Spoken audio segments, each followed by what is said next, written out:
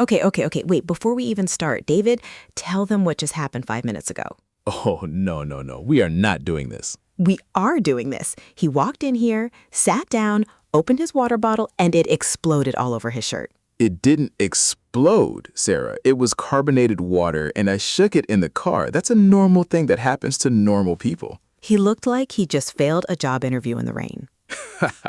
Okay, actually, that's a perfect way to start today, because that's exactly the feeling we're talking about. That little moment of panic right before something important, when your heart just goes boom, boom, boom, and your brain goes completely empty. Yes, that's the feeling. That's the job interview feeling. Exactly. You sit down, the interviewer smiles at you, and suddenly you forget your own name. I did that once, by the way. Actual true story. I said, "Hi, my name is, and there was a full 3 seconds of silence. 3 seconds is a long time in an interview. It felt like 3 hours. So today, we're going to fix that. We're going to walk through this together, one question at a time, so that when it's your turn, your brain doesn't go blank like Sarah's did. Hey. It's true and you know it. All right, so job interviews. Let's be honest for a second. Even in your own language, interviews are stressful, right? Now imagine doing one in a second language. Yeah, it's a whole different level of pressure. You're not just thinking about what to say, you're thinking about how to say it, and whether your grammar is right, and whether you're using the right word. And whether the interviewer is judging your accent. Right. And honestly, most of the time, they're not. They just want to understand you clearly and see that you're a good fit. That's the thing, though. You don't need perfect English for a job interview. You need clear English. Simple sentences said with confidence beat complicated sentences that fall apart halfway through. Totally agree. I'd rather hear someone say, "I am a hard worker and I learn fast," clearly, than someone trying to use 5-syllable words and getting stuck in the middle. So that's our whole plan for today. We're going to go through the big questions, the ones that come up again and again in almost every interview, anywhere in the world, and we're going to build simple, natural answers together. Tell me about yourself. Why do you want this job? What are your strengths? What are your weaknesses? Why should we hire you? And the one everybody forgets, do you have any questions for us? And at the end, we're going to do a full mock interview, live, right here, so you can hear it all put together. So get comfortable. Maybe don't shake your water bottle. And let's get into it. One more thing before we dive in, actually. None of these answers need to sound perfect or fancy. Interviewers aren't grading you like an English teacher. Right. They're evaluating whether they can understand you and whether they'd enjoy working with you. That's really it at the core of it. So take the pressure off yourself a little. You don't need Shakespeare. You need clarity and confidence. Clarity and confidence. I like that. That could be our episode title. Okay, question number 1, the classic opener. Tell me about yourself. This question feels huge, right? Like, where do you even start? Your childhood? Your whole life story? No, please don't start with your childhood. I'm kidding. But seriously, people freeze here because the question is so open. The trick is you don't need to answer everything. You just need 3 or 4 pieces. Your name, where you're from, your experience, and maybe one thing about your personality. Let's build one together. Say your name is Daniela, you're from Colombia, and you've worked in marketing for 3 years. So you could say, "My name is Daniela. I'm from Colombia, and I've been working in marketing for 3 years." Nice and clean. Then you can add what you studied. I studied business administration at university. Or something about your personality. "I'm a creative person, and I really enjoy working with a team." And you can finish it off with one forward-looking sentence, something that shows you're excited, not just listing facts. "I'm really looking forward to bringing that experience to a new company." See? That's a full answer, and it's maybe 20 seconds long. It doesn't need to be a novel. Right. And here's a tip. Practice this one the most because it's almost always the very first question. And if you start strong, your confidence carries into the rest of the interview. If you start shaky, though, it's hard to recover. It's like the first domino. One more thing about this question, actually. People often make it too long. They start talking about their childhood dog, their high school teacher, their favorite subject in 5th grade. Nobody needs the dog story. Nobody needs the dog story. Keep it under 30 seconds if you can. The interviewer has probably heard 100 versions of this answer already, so short and clear actually stands out more than long and detailed. That's such a good point. Think of it like a movie trailer. not the whole movie. You're giving them just enough to make them curious and ask a follow-up question. Exactly, a trailer, not the full 3-hour film. And if they want more details, trust me, they'll ask. That's literally what the rest of the interview is for. Let's actually practice this one out loud, because saying it in your head and saying it with your mouth are two very different things. Very true. Okay, repeat after us, nice and slow. My name is Daniela. My name is Daniela. I'm from Colombia. I'm from Colombia. I've been working in marketing for 3 years. I've been working in marketing for 3 years. I studied business administration. I studied business administration. I'm a creative person and I enjoy working with a team. I'm a creative person and I enjoy working with a team. Perfect. Now here's your homework. While you're listening, pause for a second later and build your own version. Your name, your city or country, your experience, and one thing about you. And don't worry if it's not perfect the first time. Nobody sounds perfect the first time, not even in their own language. Speak slowly and let your confidence do the work, not your grammar. I like that. Let your confidence do the work. I should put that on a t-shirt. Okay, quick little pause here because I know some of you are new to us. Yeah, if this is your first time listening, hi, welcome. We're really glad you're here. This is Englishfb. We make podcasts and videos to help you actually speak English, not just study grammar rules from a textbook. Our whole idea is that you learn best when you're relaxed, when you're laughing, when it feels like a real conversation between friends, not a classroom. So we tell stories, we joke around, sometimes David spills water on himself. One time. And along the way, without even trying too hard, your English gets stronger, your ear gets used to the rhythm, your mouth gets used to the words. If you're enjoying this episode, it really helps us out if you follow the channel wherever you're listening. It genuinely helps more people find these episodes.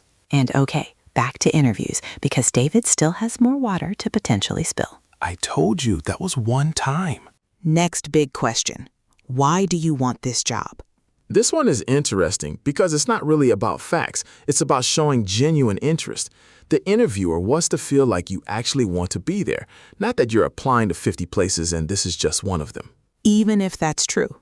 Even if that's true, yes, but you don't say that part out loud. So what can you say instead? Keep it honest, but keep it positive. Something like, I want this job because I really admire your company, and I'd love to grow my skills here. Or, this role fits my experience really well, and I'm excited about the opportunity to learn. You could also mention something specific if you know it. I've read about your company's projects, and I'd really like to be part of that kind of work. That last one is powerful, actually, because it shows you did a little research. It tells the interviewer, I didn't just apply randomly. I actually looked into who you are. Let's practice building a short answer. Repeat after us. I want this job because I admire your company. I want this job because I admire your company. I'd like to grow my skills here. I'd like to grow my skills here. I'm excited about this opportunity. I'm excited about this opportunity. Put those together and you already have a full, confident answer in maybe 15 seconds. Short, honest, and warm. That's really all it takes. One warning, though. Try to avoid answers that are only about you, like, I want this job because I need money, or because it's close to my house. Both of those are true for basically everyone, but you don't say them out loud in the interview. Right. Keep the focus on the company and the role, even if your real reasons are a little more practical. It's the difference between I want this job because I need a paycheck and I want this job because it matches my skills and I'm excited about the work. Same person, same situation, completely different impression. Framing really does matter that much. Now, what are your strengths? This one's actually kind of fun because you get to brag a little, and most of us aren't used to that. Right. In a lot of cultures, talking about yourself positively feels uncomfortable, almost rude. But in an interview, it's expected, so you have to push past that feeling. So think about 2 or 3 real things. Are you organized? Are you a fast learner? Are you good with people? You could say, I'm a hard worker, or I'm very organized, or I pick up new skills quickly. You can also mention specific skills like languages or software. I'm fluent in English and Spanish, or I'm comfortable using Excel and project management tools. Oh, quick little vocabulary moment here, actually. When we say comfortable using something, that doesn't mean physically comfortable, like sitting in a nice chair. It means confident and experienced with it. You know how to use it well without stress. I'm comfortable using Excel basically means I'm good at Excel and it doesn't stress me out. That's a really useful phrase, actually, because you can use comfortable for almost any skill. I'm comfortable speaking in public. I'm comfortable working under pressure. Very natural, very common in real interviews. Native speakers use it constantly. Okay, so let's build a strengths answer. I'm a hard worker, I'm organized, and I'm comfortable using new software quickly. Short, specific, 3 points, done. You don't need 10 strengths, you need 3 good ones, said clearly. Quality over quantity. And here's a bonus tip. Try to match your strengths to the job you're applying for. If it's a customer service role, I'm patient and I'm a good listener. It's harder than I'm great at spreadsheets. Right, tailor it. If it's a design job, talk about creativity. If it's an accounting job, talk about attention to detail. It shows the interviewer you actually understand what the role needs, not just reciting a generic list to use for every application. Read the room, basically, even before you're in the room. All right, here's a fun one. There's actually an old saying in English that fits perfectly here. Actions speak louder than words. Oh, I love that one. It basically means what you do matters more than what you say. You can tell an interviewer, I'm a hard worker, all day long, but it means so much more if you back it up with a real example. That reminds me of my cousin, actually. She interviewed for a design job a couple years ago, and instead of just saying, I'm creative, she brought printed samples of her work and just laid them out on the table. Oh, that's smart. The interviewer barely asked her any more questions after that. The work spoke for itself. Actions speak louder than words, literally in that case. That's a great example. So whenever you can, back up a strength with a tiny story. Instead of just saying, I'm good under pressure, say, I'm good under pressure. For example, last year, I managed 3 projects at once during our busiest season. Now, here's a phrase for you too, since we're talking about pressure. When things get really busy and stressful at work, people often say things are hectic. Work has been really hectic lately. It means busy, chaotic, a lot happening at once. Good one. It's been a hectic week is something you'll hear all the time in an office. So combine those two things, a real example plus natural vocabulary like hectic, and your answer suddenly sounds so much more real and confident. Actions speak louder than words. Let your examples do the talking. Okay, now the scary one. What is your weakness? Everybody hates this question. Everybody hates this question because you don't want to sound bad, but you also can't say I have no weaknesses because nobody believes that. Right, that actually makes you sound worse, like you don't know yourself. So the trick, and this is a real trick, it works, is to pick something honest but small and immediately show that you're improving it. For example, sometimes I speak too fast when I'm nervous, but I've been working on slowing down. Or, I used to have trouble with public speaking, but I've been practicing and I'm much more confident now. The formula is basically weakness plus but plus what you're doing about it. That but is doing a lot of work in that sentence. It really is. It turns a negative into a story about growth, which is actually what interviewers want to see. Nobody's perfect, and they know that. They want to see self-awareness. Let's practice. Repeat after us. I can be a little shy in big groups. I can be a little shy in big groups, But I'm working on speaking up more in meetings. but I'm working on speaking up more in meetings. See how natural that sounds? Honest, human, and forward-looking, all in 2 sentences. Perfect balance. One more example, because I think this question deserves a lot of practice. Let's say your weakness is with technology. I'm still learning some of the newer software tools, but I pick things up quickly once I've used them a few times. See, that's honest, but it ends on confidence, not doubt. You're not saying I'm bad with technology. You're saying I'm still learning, which is completely different. Big difference. And whatever you do, please avoid the classic fake weakness. My weakness is that I work too hard, or I care too much. Oh my God, every interviewer has heard that one 1,000 times. It sounds fake because it is fake. Pick something real, something small, and show your growth. That's it. Now, one of the most important ones. Why should we hire you? This is basically your closing argument. It feels like a big moment, but really, it's just a chance to summarize everything you've already said in one confident sentence. Right. You're not inventing new information here. You're just tying it all together. You should hire me because I'm reliable, I learn quickly, and I genuinely want to grow with this company. Or, I have the experience and the attitude to do this job well, and I'm ready to start contributing right away. I like contributing. That's a nice word for this context. It means giving your effort and your skills to help the team, not just receiving a paycheck. Right. It shows you're thinking about the company side too, not just what you're getting out of it. Let's build a full answer together, step by step. Start with your main quality.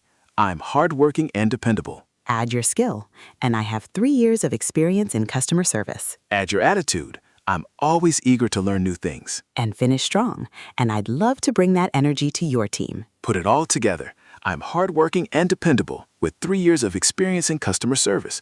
I'm always eager to learn, and I'd love to bring that energy to your team. That's a killer answer. Confident, specific, and warm, all at once. And it doesn't sound memorized either, even though technically you did just memorize it. Shh, don't tell them that part. Can we talk about body language for a second?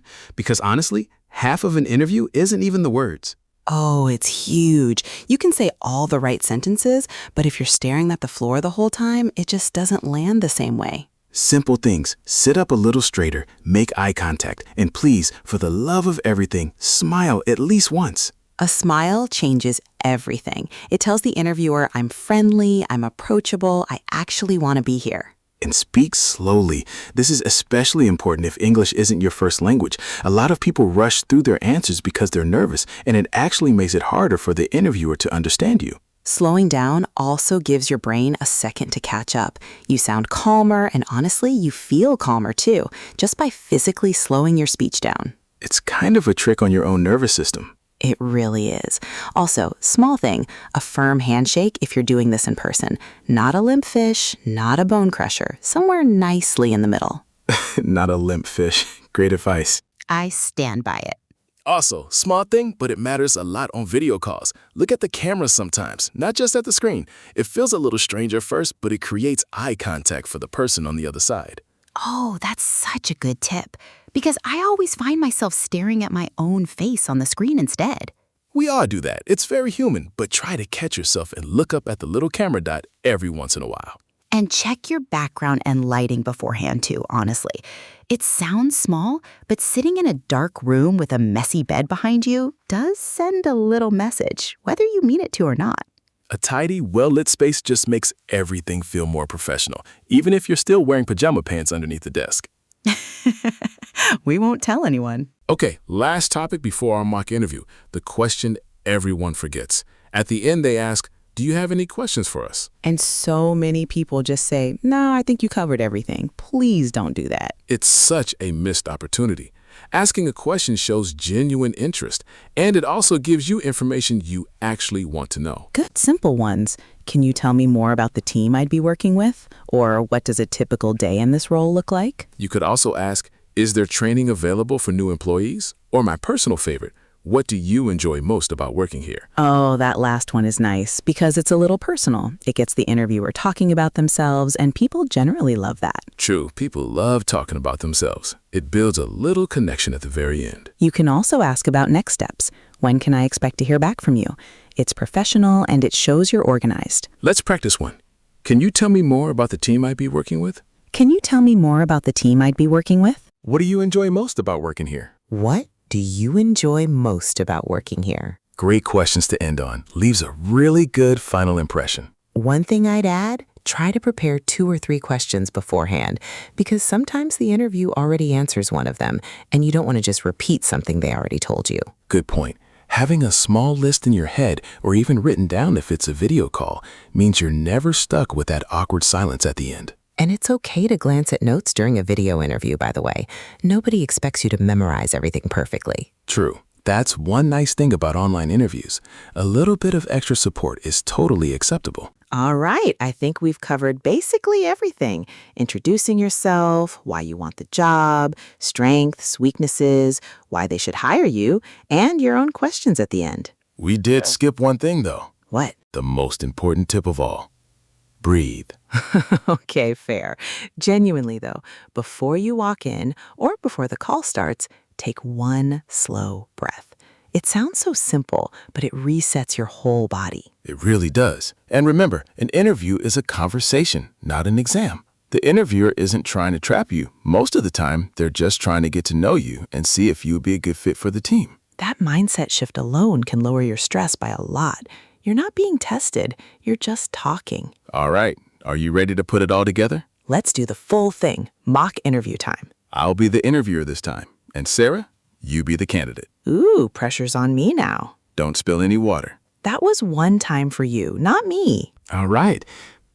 Hi, thank you so much for coming in today. Please, have a seat.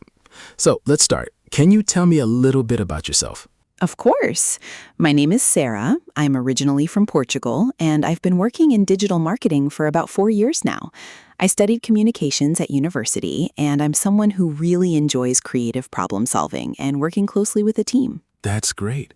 So, why are you interested in this particular position? Honestly, I followed your company's work for a while, and I really admire the projects you've done recently. I'm looking for a place where I can keep growing my skills, and this role feels like a really strong match for my experience. Good to hear.